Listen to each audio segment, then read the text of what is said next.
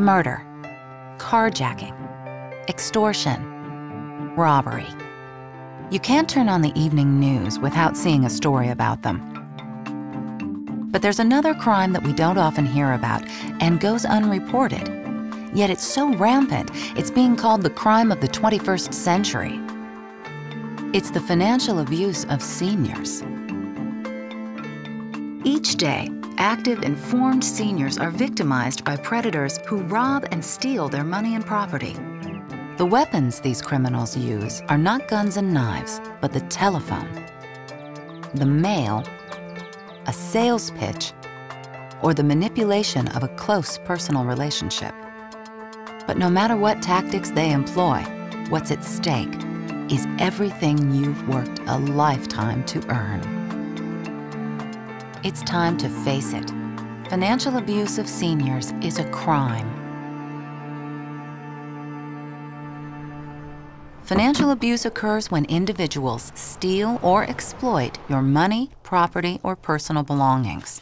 These individuals act sincere and appear trustworthy. In fact, they are predators. We're here because my mother, who is 87 years old and has had a stroke, has been bombarded with mail and advertising for whatever good causes out there and some that are not so good. There's been a raid on her treasury. $4,000 in 1 month. And they are trying to empty her bank account. Our victims, even though most of them are women, come from all ranges of culture and class. The seniors are the targets because that's where the money is. In order to keep from being a victim, you need to understand who the predators, cons, and swindlers are, and to be aware of the various methods they use to commit their crimes.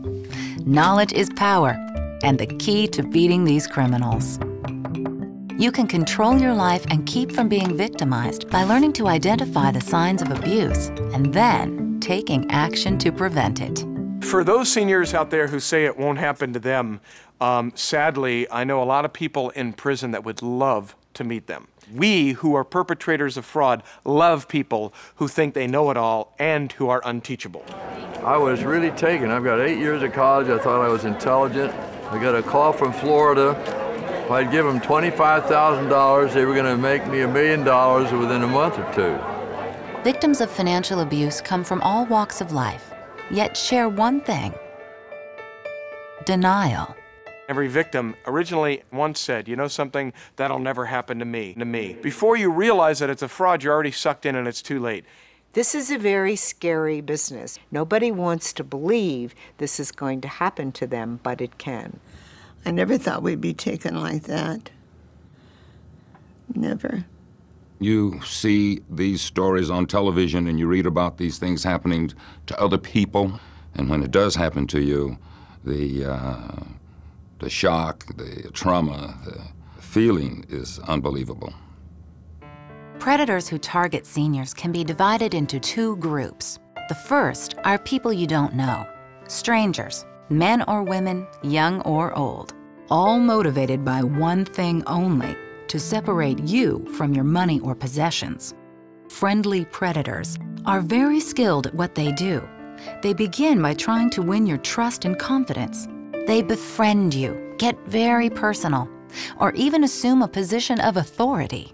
That's when I had confidence in them, that they had, both of them had badges and clipboards with papers on them. He had a very nice way about him. I mean, he was pleasant. I mean, we truly believed his story. And he was a nice person. If I have to say that about him, I have to. There was no indication that he was anything but nice. The suspects are using their personality, say their charm, their words, their kindness, in order to bring our barriers down. They were really convincing. They were slick. All I need is your routing number and then your checking account number and check number. Convincing, slick, smooth. Con artists perpetrate hundreds of different scams each day. Winning your trust is just part of the con game, with their ultimate goal being to take your money or property. There are red flags that seniors need to look for. Learning to spot them could mean the difference between being scammed or not. Victims will comply for several reasons. One is the telephone rings, nobody's called for 2 or 3 days. There's a nice sounding person on the other end of the phone who tries to make contact with them and relate to the same thing that the senior is experiencing. That's how it initially starts. And once they have that personal attention and they engage in conversation, they're able to find out a little bit more regarding that victim, their likes and dislikes. This is critical. If I'm going to separate a senior from their money, I need to separate the senior from the internal controls that have been set up by the family, accountant, lawyer to prevent the senior from falling into the clutches of someone like me. So I need to separate them from their accountability system first. Then I own them. I own them. Some of the most common scams perpetrated by strangers are prizes, lotteries, and home improvement scams. Prizes and lottery scams generally involve a con artist informing you by phone, by mail, through the internet, or in person that you've won a valuable prize or a lot of money, but before they'll send you anything, they require you to send them money to cover taxes, shipping, or processing fees. The reality is, you'll never see your winnings, or if you do, the amount is usually less than what you paid to receive them. The lottery scam, like you win something, but there's really nothing in there, If somebody calls you or sends you a note that says you've won the Canadian lottery, the first thing you ought to think about is, did you ever buy a ticket? If you receive a piece of mail that says you're an instant winner or that you have to pay anything in order to pick up your prize, that's a scam. Here's the deal. Don't miss this. Anytime anybody asks you for upfront money in a sweepstakes, say, great. Take the 25 grand out of the $1 million I won and send me a check for $975,000. Just take it out of my winnings and send me the balance. That's all you got to do to handle all those upfront schemes, because that's all they are, is a big con. We know the telemarketers, the longer they keep you on the line, the more chance they have of selling you something. If I were someone perpetrating fraud against the elderly, I'd say this is a no-lose situation you're blessed to be a part of, and I'd make them think if they don't act now, then they got a big problem later. Watch for all those signs. Another favorite scam of con artists is the home improvement scam. They work alone or in groups, going door to door selling bogus home improvement services or repairs. I know better. I was a contract specialist. I know all about contracts. It's just I was sucked into this friend thing. Con artists can be very persuasive, and given the opportunity, will coerce you into purchasing something you don't need, charge you a grossly inflated price, or worse, take your money for services they'll never even perform. They did come to the door, and I just let them in because I'd seen the trucks, and I thought they were part of my furnace people. And I don't even know whether they called me first, but we were sitting at a table, and they were explaining to me that my air conditioning didn't work very well. And they showed me by putting some little contraption over the vents, and it looked very, very technical and scientific, so I went with it. I'm from the Midwest. We're very polite. One of the hardest things we have getting across to seniors is be rude when you need to be. Knowledge is power. Whether con artists are perpetrating prizes, lottery, or home improvement scams, you can avoid becoming a victim by taking a few simple prevention steps. Oh, I have the power to hang up. I hang up on people who try to selling me things all the time. If you receive a piece of mail that says you're an instant winner, throw that mail in the trash. Our seniors, unless they called for that service, should never open the door for any reason. Don't jump into any of these situations that do sound good and do sound legitimate. And think about it.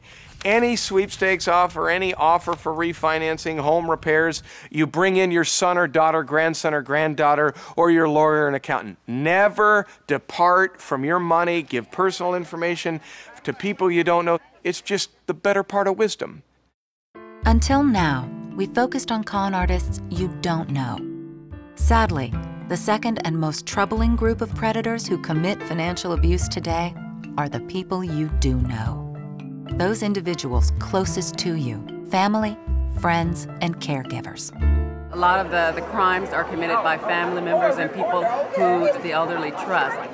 It is devastating to realize that a family member who you love and maybe you've even cared for could turn around and do something so poor. But I can tell you that it can happen to all of us.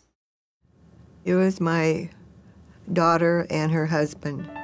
And because my house was large and they had a very small house, she says, well, Dad said on his dying bed that we hoped we could live together. But I didn't know what they had in mind was they were going to get the house. He tried to get me to sign a paper one time so that I think his name would be on the house. I was very upset because as he started to change everything, and I found myself finally out of the family room, out of the dining room, out of the rest of the house. All I had was a bedroom and bath. I lost complete control. But it's not always a relative that will take advantage of your situation. Sometimes it's simply a friend or caregiver who believes he or she is entitled to your money or property. We don't pay enough attention to our grandparents or parents, and there's fraud perpetrators that will. They'll love them, they'll call them every day, they'll get involved in their life, and it leaves them vulnerable for fraud. Because in the 8th conversation, can you give me your checking account number, give me your social security number, I got this deal for you, you could trust me. How's the hip doing anyway, Ellen? I had been sick, I'd been in the hospital about a month before, and I just didn't feel like signing a check for my rent and all that, and he did it for me. I thought he was an honest person. Somebody was taking money out of your ATM card, about $300 a day. That was my friend. I didn't have sense enough to say, well, don't do it. Do you remember how much money you had? I thought it was around 300 and something. $1,000. Yeah. Mm-hmm. Do you know how much money you have left? A penny. The thought of someone you trust taking advantage of you is often too painful to admit. Be aware of some basic indicators that will alert you that someone close to you may be abusing your trust. If not in your family, certainly in others. Financial abuse can start very simply, like lifting money from your wallet. Some people will attempt to get what they want by isolating you from your family and friends. Still others will persuade you into adding their names to your bank account or signing over your home. And the way you protect yourself is to be as knowledgeable as you can about your own finances. Ask questions. And if it doesn't sound right, keep asking questions or get another opinion. One of the major benefits that comes with age is wisdom. Life is unpredictable. You might be healthy and sharing a home with someone today. However, that could change, but con artists won't. They'll continue to target seniors. The only way that we can beat this thing and the only way that we can stop this is that people start talking about it and start reporting it. You can empower yourself to take over right now what's been going on in your life. You can call Adult Protective Services and say, I need help. If it hadn't been for this lady here, I'd been out $25,000. Well, it sounded too good to be true. You would have had zero if the ombudsman had not intervened, but we recovered $120,000 for you. And Kevin. Listen, when you lose your money, it's too late. Go to your bathroom, take out your toothpaste, squeeze it. Now try to put it back in. Once the toothpaste is out of the tube, you can't put it back in. That's elder abuse fraud. You're never getting your money back.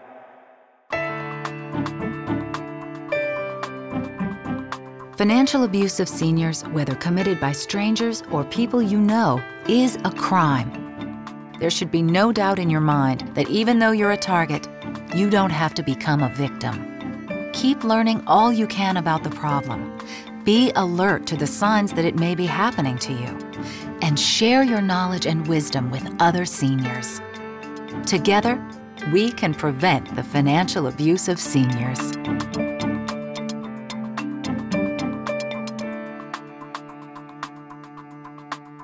For further information about senior financial abuse, visit our website at www.safestate.org.